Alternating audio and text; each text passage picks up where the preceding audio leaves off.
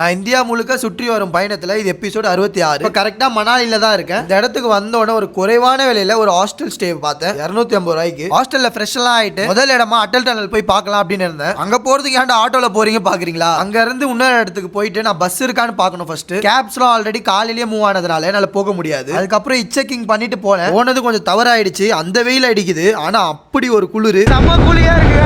So long கிட்ட வந்தோன்னே அப்பதான் ஒரு இன்ஃபர்மேஷன் தெரிஞ்சது, பஸ்ஸே கிடையாதுன்னு. ஏன்னா ஆல்ரெடி லேட் நீங்க மார்னிங்கே வந்து கேப் இந்த மாதிரி பிடிச்சி போயிருக்கணும் அப்படின்ட்டாங்க. பட் நம்மளுக்கு லிஃப்ட் கொடுத்த பிரதர் என்ன சொன்னாருன்னா, உங்களை பாதி வழியில நான் விடுறேன், அங்க இருந்து நீங்க எப்படின்னா போங்கன்னு சொன்னாரு. டோட்டலா ரிஸ்க் எடுக்க விரும்பலன்னு நீங்க என்ன சோலாங்லேயே ரிட்டர்ன் விட்டுருங்கன்னு சொல்லிட்டேன். அங்க வந்து அப்புறம் ஃபுல்லா ஆக்டிவிட்டிஸா தான் இருந்தது. மணாலிக்கு வந்தீங்கன்னா அந்த சோலாங் இடத்துக்கு கண்டிப்பா போங்க. என்ன கொஞ்சம் பச்சா மட்டும் வைக்கும் நிறைய, நம்மளுக்கு இது தேவையில்லாத விஷயம் சொல்லிட்டு அந்த பக்கமே எட்டி பார்க்கல. பக்கத்துல வேற ஏதாச்சும் இருக்கான்னு சொல்லிட்டு இருக்க லோக்கல்ஸ் கிட்ட பேசிட்டு இருந்தேன். இதுக்கு தான் அக்கம் பக்கத்துல எல்லாம் விசாரிக்கணும்னு சொல்றது. இந்த ஆக்டிவிட்டிஸ் பண்ற இடத்துக்கு பக்கத்திலே சிவா டெம்பிள் ஒன்னு இருக்கு. மேல இருந்து அருவி கொட்டுமா, கீழே லிங்கம் இருக்குமா, போய் பாருங்க. ரொம்ப அருமையா இருக்கும். லிங்கம் எல்லாம் ஃபுல்லா ஃப்ரீஸ் ஆகி இருக்கும்னு சொன்னாங்க. அங்கதான் நான் போக போறேன். அந்த வீடியோ எல்லாம் அடுத்த வீடியோல வரும். இப்போதைக்கு இந்த வீடியோல இருந்து விடை பெறுகிறேன்.